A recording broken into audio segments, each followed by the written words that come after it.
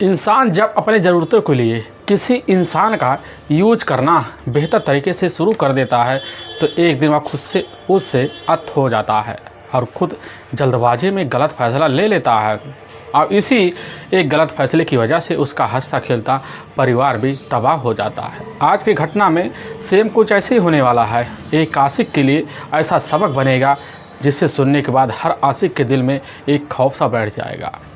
दोस्तों, आज की घटना में क्या था, आज की घटना में क्या हुआ, इस घटना की आप पूरी सच्चाई जानने के लिए इस वीडियो को आप लास्ट तक ज़रूर देखिएगा। नमस्कार दोस्तों, मैं प्रदीप कुमार आपको इस स्टडी बात चैनल पे मैं स्वागत करता हूं। दोस्तों, आज की यह जो सच्ची घटना है, यह घटना सुनाने से पहले मैं आपसे एक छोटा सा रिक्वेस्ट करना चाहता हूं, क्योंकि आप अगर इस चैनल पर नए आए हुए हैं और पहली बार आए हुए हैं तो एक बार जाकर आप अपने नहीं प्यारे हाथों से आप इस चैनल को सब्सक्राइब ज़रूर कर लीजिएगा, ताकि आपकी वजह से आज यह जो वीडियो है वीडियो काफ़ी लोगों तक पहुंचाया जा सके, और इसके लिए हम आपके तहे दिल से भी शुक्रगुजार रहेंगे। दोस्तों, आज की यह जो सच्ची घटना है, यह घटना ठीक मध्य प्रदेश और उसी का एक सिंधी जाना माना जिला लगता है, और ठीक उसी का नौगवा दर्शन सिंह एक गाँव पड़ता है।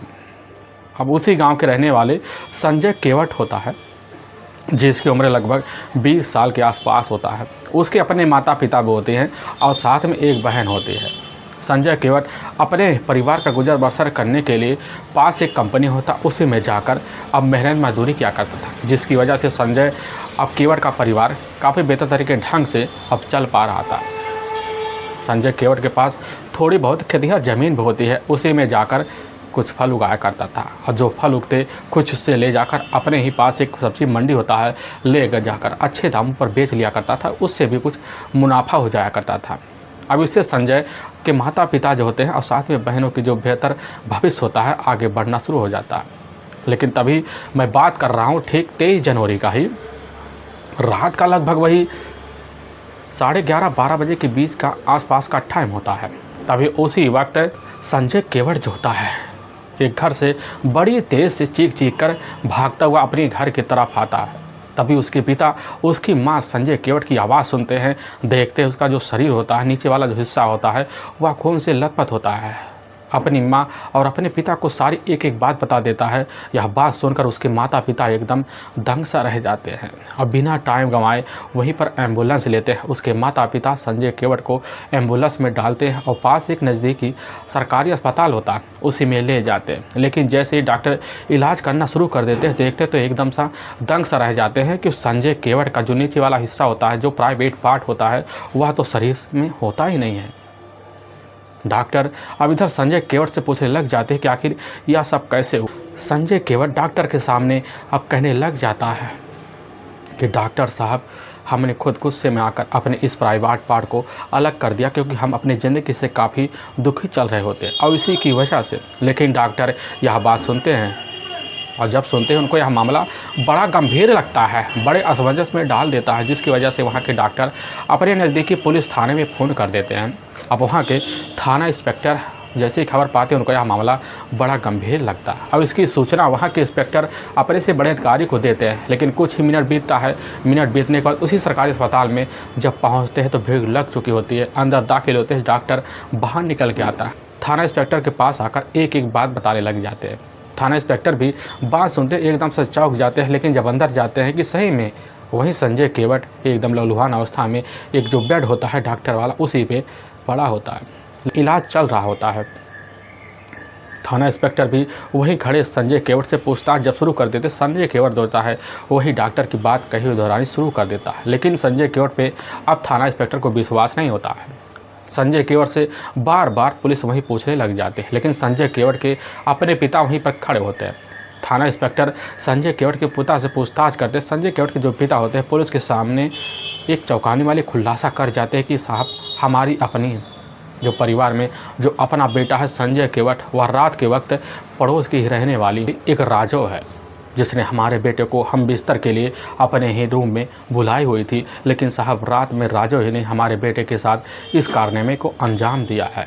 पुलिस पूछने लग जाती है, आखिर तुम्हारे बेटे संजय केवट का जो प्राइवेट पार्ट है वह है कहाँ। संजय केवट के पिता भी कह देते हैं कि साहब हमें इसके बारे में कुछ नहीं पता। लेकिन पुलिस जैसी इतनी भनक अब इधर जाकर संजय केवट के पिता से पाती है तो पुलिस की जो टीम होती है अब उसी अस्पताल में जाती है और वहीं पर खड़े संजय केवट से पूछताछ शुरू कर देती है।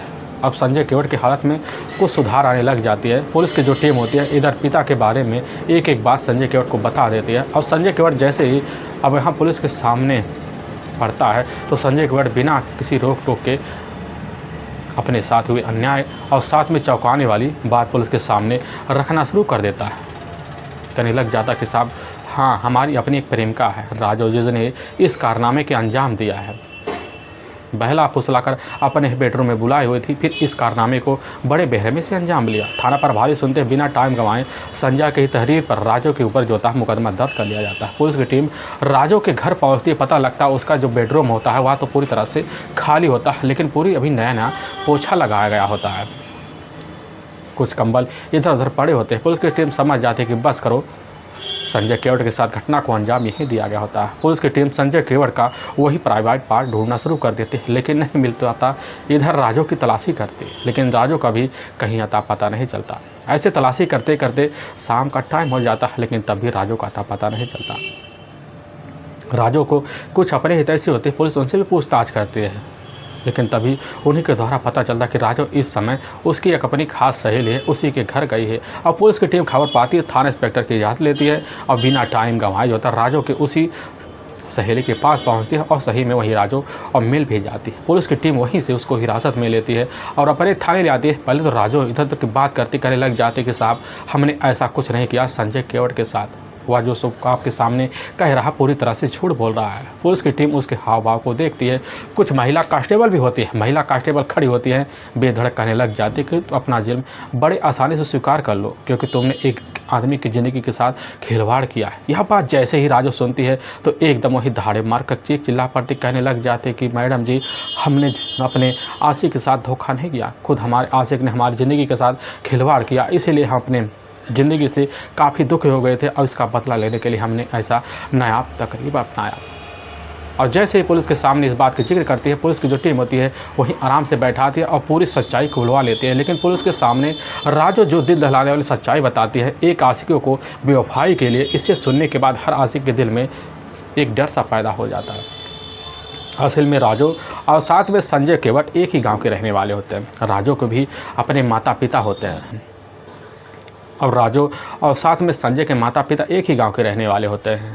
आस पड़ोस होने के नाते इधर राजू और साथ में संजय का जो बचपना होता है वह साथ बीतता है। दोनों एक दूसरे के साथ खेला कूदा करते थे, लेकिन जैसे उम्र भागता है उसी बीच दोनों की शारीरिक जो ज़रूरतें बढ़ना शुरू हो जाती हैं। समय के हिसाब से संजय को कुछ आभास होने लगता है कि राजू के अंदर कुछ बदलाव आ रहा है, लेकिन जैसे ही राजू के साथ वह करीब जाता तो संजय के शरीर में सिरन सी दौड़ पड़ती और उम्र के हिसाब से दोनों का जो तगादा होता बढ़ना शुरू हो जाता। संजय और राजू के ऊपर कोई जो था अंधविश्वास करने वाला होता ही नहीं है। या आखिर संजय और राजू के बीच में कुछ अनबन हो सकता है, कुछ औपचारिक हो सकता है। लोग संजय और साथ में राजू को भाई बहन का रिश्ता देकर पूरी तरह से आज़ादी दे रखे थे, लेकिन जब समय बीतने लग जाता है तो दोनों एक साथ अपने ही पास एक स्कूल होता है उसी में पढ़ाई करने के लिए अब आया जा करते थे। लेकिन जब सुबह निकलते थे तो संजय सबसे पहले जाकर गांव के बाहर जो सड़क होता है वहीं पर खड़ा हो जाता और वहीं खड़े होकर इधर राजू का इंतजार करता और राजू को नज़रों से लगते हुए उसकी आंखें एकदम तड़तड़ा जाती। लेकिन जैसे ही कुछ मिनट बीते तो राजू वहां पहुंच जाती और संजय के करीब जब जाती तो संजय के दिल में एक जो था तसल्ली बख्श हो जाता और संजय और राजू को साथ लेती और बात करते हुए रास्ता कम पार कर जाती और अपने कॉलेज में दाखिल हो जाती। शाम का टाइम होता, दोबारा वही सिलसिला राजू का चलने लग जाता। अब आते जाते जो दोनों की मुलाकातें इस तरह बदल जाती है कि संजय को आभास हो जाता कि अब हमारी स्थिति उस अवस्था में पहुँच गई है जिस अवस्था में बदलना एक स्वाभाविक होता है। अब राजू के करीब जाने की भरपूर कोशिश करता है, तभी राजू को लगने लगता है आखिर हमारे अंदर कुछ तो बदलाव उम्र के हिसाब से आ रहे हैं, क्योंकि राजू उस समय 16 साल की दहलीज तो पार कर चुकी है और संजय जो था ठीक 18 साल का दहलीज पार कर चुका होता है। लेकिन जब दोनों साथ आया जा करते थे उसी बीच इनकी मुलाकातों में कुछ ऐसे मोड़ आ जाते हैं कि दोनों एक दूसरे के करीब आने की भरपूर कोशिश करते हैं। लेकिन राजू उस समय ना समझ होती है, ना कुछ समझ पाती है, ना कुछ सोच पाती है। लेकिन इधर संजय जो होता है इस दिल फेंक मामले में बड़ा ही आशिकी मिल जाता है। और राजू से मिलता है। तुरंत ही मिलकर उससे अपने दिल का इजहार कर लेता है, लेकिन राजू ना समझती, वह समझ नहीं पाती है। और इसी बीच राजू और साथ में संजय दोनों की मुलाकातें इस तरह बढ़ जाती है। कहीं भी एकांत जगह होता है तो राजू जो होता है खुद संजय के साथ ऐसा खेल खेलती है जिसके बाद संजय के दिल में एकदम रहाइश ना हो पाता, और संजय भी कुछ के हिसाब से मांग करने की कोशिश करता। तभी एक दिन संजय खुद राजू के कमरे में पहुंचता, देखता राजू के माता पिता तो होते नहीं, राजू अकेली होती है। संजय पढ़ने के बहाने उसके करीब जाता है और राजू को देखता है, उसके करीब पहुँच जाता है, फिर उसके शरीर को वहीं पर टच करना शुरू कर देता है। और राजू के मन में बड़ी ही हलचल सा मच जाती है और बिना टाइम गंवाए राजू के साथ खेल खेलते हुए वही संजय संबंध बना देता है। लेकिन संजय के द्वारा जो राजू को पहली बार अनुभूति होती है, वह अनुभूति पाकर राजू हर दिन उस अनुभूति को पाने के लिए भरपूर कोशिश करती है। लेकिन जब भी मौका मिलता है तो राजू खुद संजय के साथ वही रिश्ता रख बैठती है, और रिश्ता से बढ़ते बढ़ते कुछ दिन और बीत जाता है। तो संजय को ये लगने लगता क्यों ना हम दोनों मिलकर अब शादी कर लिया जाए। तभी संजय जो था राजू के जाकर दिल के करीब जाता और वहीं अपने दिल का इजहार कर देता। शादी की बात रखते ही राजू करने लग जाती कि अभी तो हमारी शादी की उम्र नहीं हुई है, जब तक खेला खाया जाए तब तक खेला खाया जाए। संजय को भी लगने लगता राजू जो करे पूरी तरह से सच है। लेकिन जब कुछ महीने बीते, इनके रिश्ते बीते बीते, तो राजू और साथ में संजय के जो मन होता है वह उबना सा शुरू हो जाता है। और इसी बीच संजय और राजू एक नया खेल का तरीका अपना लेते हैं, क्योंकि जब रात का खेल का टाइम होता है या कभी भी इनका मौका मिलता तो उस वक्त संजय और साथ में राजू अपने ही आँख पर एक काली पट्टी बांध लेते हैं। फिर अपने एहसास की तरह से दोनों एक दूसरे में समा जाते हैं, यहाँ तक कि अप्राकृतिक रिश्ते को अंजाम भी दे देते हैं। और इस रिश्ते में और इस खेल में दोनों भरपूर फ़ायदा उठाते, नए नए तरीक़ों को अपनाते। ऐसे अपनाते लगभग सालों का वक्त बीत जाता है। लेकिन जब राजू को लगने लग जाता है कि अब हमारी ज़िंदगी में नया मोड़ आना ज़रूरी है, तो राजू सोचने लग जाती है कि अपना शादी की बात किया जाए। तो राजू खुद संजय के पास जाती है और दिल की बात रख देती है। संजय कहता है ठीक है, समय आएगा तो मिलकर शादी कर लेंगे, इसमें सोचने वाली क्या बात है। राजू कहने लग जाती है कि अब हमारी और तुम्हारी शादी होना बहुत अनिवार्य है, क्योंकि लोग तरह तरह की बात भी सोच रहे हैं, कहीं हमारे लिए भारी ना पड़ जाए। संजय सुनता बड़ी मुसीबत में पड़ जाता, सोचने लग जाता कि आखिर अभी तो ज़िंदगी शुरुआत हुई है, अपनी ज़िंदगी जीना चाह रहे हैं, लेकिन यह कैसी बात अब राजू कर रही है। लेकिन संजय वह बात टालकर वहाँ से तो निकल जाता है। निकलने के बाद अपने घर जाता, पूरी रात सोच नहीं पाता। लेकिन राजू जब भी संजय से मिलती, रिश्ते को अंजाम देने के बाद तुरंत से शादी की बात कर बैठती और संजय वहीं पर थड़क जाता है और बहाने मारकर अपने घर चलाता है। लेकिन ऐसे बीतते बीतते कुछ महीने का और बीत जाता हुआ। इसी बीच राजू को भनक लग जाता है, हमें लग रहा है संजय का कोई और प्रेमिका है और इसीलिए संजय हमसे दूरी बना रहा है। और राजू इसी चीज़ की जानकारी के लिए अपने सहेलियों से मिलती है। तब इसको पता चलता है कि राजू की शादी होने वाली है। यह बात जैसे सुनती है तो एकदम इधर राजू ना कुछ सोच पाती है, ना कुछ समझ पाती है और जाकर इसकी जिक्र संजय से कर देती है। लेकिन संजय जब सुनता कहने लग जाता है ऐसा कुछ नहीं होने वाला, हम किसी से शादी नहीं करने वाले हैं सिवाय तुम्हारे अलावा, और तुम्हारे अलावा किसी से अगर शादी कर लेंगे तो हमारी ज़िंदगी नरक हो जाएगी, क्योंकि तुमसे अच्छी लड़की हमें नहीं मिल सकती। राजू को अपनी चिपड़ी उपड़ी बातों में वहीं संजय उलझा लेता है। लेकिन राजू अपने घर तो चली जाती है, लेकिन उसके मन में रहाइश नहीं होता है कि हमें सामने संजय पूरी सच्चाई रख रहा है। और राजू पूरी सच्चाई जानने के लिए लग जाती है। तभी राजू के ही पड़ोस में रहने वाली उसकी एक अपनी दादी रहती हैं। अब संजय जो होता है उसकी अपनी जो माँ होती है उसी उसकी दादी से बात कर रही होती है शादी के बारे में। वह बात राजू के कानों में पहुंच जाती है कि संजय की शादी तय हो गई है और साथ में मार्च बाद उसकी शादी होने वाली। यह बात जैसे सुनती है तो राजू एकदम भड़क सा जाती है और जैसे ही वक्त मिलता है तो राजू पास पहुँचती है। फिर रिश्ते को अंजाम देने के बाद राजू वहीं तुरंत उसकी माँ की कही हुई बात की जिक्र कर देती है। और संजय सुनता एकदम भन्ना से ज़्यादा कहने लग जाता है कि हमारी माँ सिर्फ मजाक करती, ऐसी कोई बात नहीं है, हाँ लेकिन हमें पता है कुछ ना कुछ ज़रूर किया जा रहा है। राजू सुनती है, सुनने के बाद वह कहने लग जाती है कि तुम्हें धोखा देने वाले हो लग रहा है। संजय कह देता है हम तुम्हें धोखा कभी नहीं देंगे, तो हमारे पर विश्वास करो। वहीं पर राजू भी कह देती है हमने विश्वास कर तुम्हें अपनी ज़िंदगी सौंप चुकी है और सौंपना भी चाहते हैं और सौंप के रहेंगे यहाँ तक हम तुम्हारे लिए और अपने बीच में आने वाले जो बच्चा है उसकी ज़िंदगी के लिए, भविष्य के लिए हमने निर्णय भी ले लिया। आखिर तुम्हारी ज़िंदगी के साथ खिलवाड़ कैसे कर सकते हो। संजय समझ जाता, लग रहा है राजू को भनक लग चुकी है और राजू को बहाना मारकर तो वहाँ से निकल जाता है।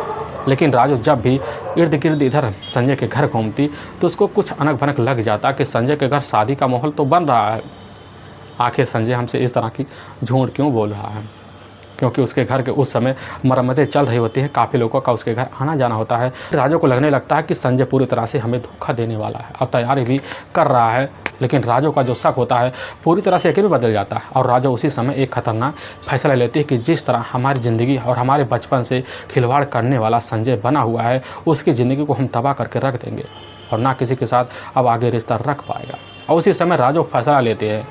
तभी ठीक 23 जनवरी का रात का लगभग 11 बजे के आसपास टाइम होता है, तो उसी वक्त खुद राजू संजय के पास फ़ोन करती है और अपने ही बेडरूम में बुलाती है और संजय समझ जाता कि फिर आज उसी तरह हम दोनों खेल खेलेंगे और पहुंचता है। तुरंत ही राजू के पास पहुंचकर दोनों एक दूसरे में समा जाते हैं और राजू अपने जेब से ही 2 काले रुमाल निकालता और राजू के आँख पर वही पट्टी बांध देता और अपने आँख पे बांध लेता, फिर वही खेल खेलना शुरू कर देते हैं।